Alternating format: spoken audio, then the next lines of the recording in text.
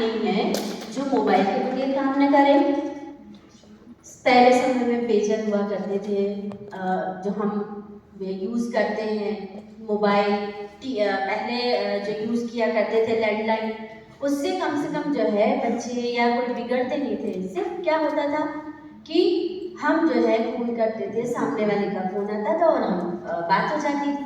परंतु आज की दुनिया में जो है स्मार्टफ़ोन आने लगे। अब स्मार्टफ़ोन जो आने लगे हैं, जिससे क्या होने लगा है, बच्चों के ऊपर बुरा असर होने लगा। तो तुम भी बताओ कि इसका क्या अपन आगे क्या समाधान कर सकते हैं, क्या कर सकते हैं, ये बताओ।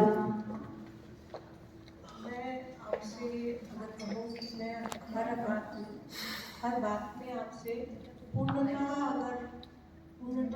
समर्थन अगर मैं बोलूँ तो शायद हाँ या ना में रहेगा, क्योंकि आजकल बिना मोबाइल के तो काम चल नहीं रहा है। पहले हम कहाँ थे? पहले हम प्रकृति के गोद में थे, और आज हम कहाँ हैं? हम संरक्षण दे रहे हैं प्रकृति को। मतलब कितने आगे निकल आए, है ना? अगर हम आगे निकलने की बात कहते हैं तो कितना आगे निकल आए कि हम प्रकृति को संरक्षण दे रहे हैं। मतलब बिना प्रकृति के हम अपने आप को देख नहीं सकते, सांस नहीं ले सकते। उस प्रकृति को हमें संरक्षण देने की आवश्यकता है। हम वही बात है, जैसे हम कभी कभार कई लोगों से सुनते हैं कि माता पिता जो है उनको हम पाल सकते हैं क्या? तो ये मूलभूत चीजें हैं। और इस चीज में एक मेरे को दोहा याद आ रहा है, कबीर जी का दोहा। कबीरदास जी का दोहा है, बड़ा हुआ तो क्या हुआ जैसे पेड़ धरे, तो पंथी को छाया नहीं पल लागे दूर। जी, अगर इसे हम कनेक्ट करें मोबाइल से तो कुछ बुरा तो नहीं लगेगा कि दूर का व्यक्ति तो पास आ गया, पर पास का व्यक्ति अकेला हो गया, बहुत अकेला, इतना अकेला कि शायद उसकी फीलिंग्स हमारे तक पहुंच ही नहीं रही है। हम दूर वाले से पूछते कैसे तबीयत है, आवाज़ से तो बहुत खराब लग रही है। अच्छा, बहुत लग रहा है कि बीमार हो। अमेरिका में बैठा हुआ व्यक्ति आपको बीमार समझ में आ जाता है, पर बाजू में व्यक्ति जो करा रहा है उसकी आह आपको नहीं सुनाई दे रही है। दूसरी चीज, इतनी पत्रकारिता हो गई है हमारे अंदर सभी में। मैंने ये चीज मोबाइल के साथ देखा कि सब पत्रकार हो गए हैं। कुछ हुआ घटना तुरंत में कैप्चर, जैसे हमको कहीं पोस्ट डालनी है।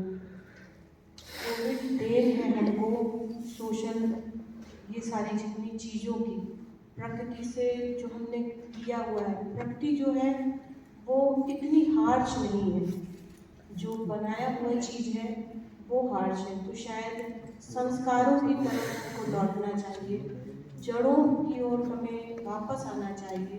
जो जड़ हमें वेदों में, ऋग्वेद में, यजुर्वेद, सामवेद, अथर्ववेद में दिए हुए हैं, शायद अब वो समय आ गया है कि पीस के लिए हम वापस लौटना चाहिए। हाँ, मानते हैं, ये बात तो आप भी मानते होंगे कि बिना गैजेट्स के चल नहीं सकता, पर क्या ये संभव नहीं कि इसको समय सीमा में बांध दिया जाए?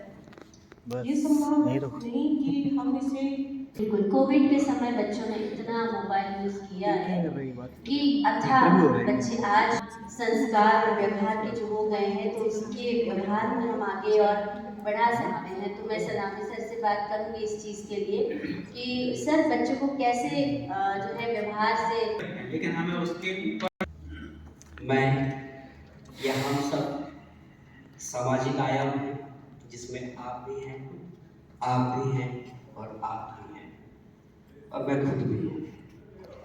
कृपया समाज में रहते हुए अपने व्यवहार के उन सभी पहलुओं को सुनिए, पॉज दीजिएगा और जाकर फिर रिस्पॉन्स कीजिएगा। कहाँ पर बोलना है और कहाँ पर बोल जाता हूँ, वो तो आपसे अच्छा कोई सीख। जहाँ खामोश रहना है वहाँ मुंह खोल जाता हूँ।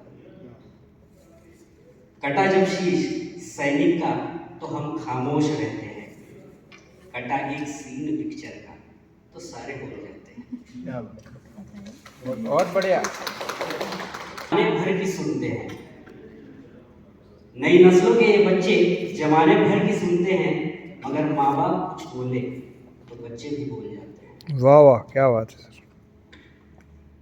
बहुत ऊंची दुकानों में हम सब कटाते अपनी जेब है, लेकिन मगर मजदूर मांगेगा तो सिक्के बोल जाते हैं। वाह। अगर मखमल करे गलती तो कोई कुछ नहीं कहता, फटी चादर की गलती हो तो सारे बोल जाते हैं। वाह, क्या बात। हवाओं की तबाही को सभी चुपचाप सहते हैं, हम सभी हवाओं की तबाही को चुपचाप सहते हैं, चरागों से हुई गलती तो फिर सारे मान जाते हैं। बनाते फिरते हैं रिश्ते जमाने भर में, अक्सर हम सब जो है वो रिश्ते बनाते रहते हैं, मगर जब घर में हो जरूरत तो रिश्ते भूल जाते हैं। जहाँ खामोश रहना है, कहाँ पर बोलना है, और कहाँ पर बोल जाते हैं। जहाँ खामोश रहना है वहाँ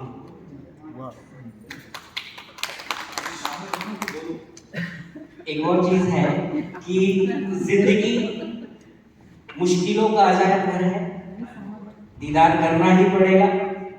आएगी राह में जितने झंझावात, खुद से निपटना तो पड़ेगा। Thank you.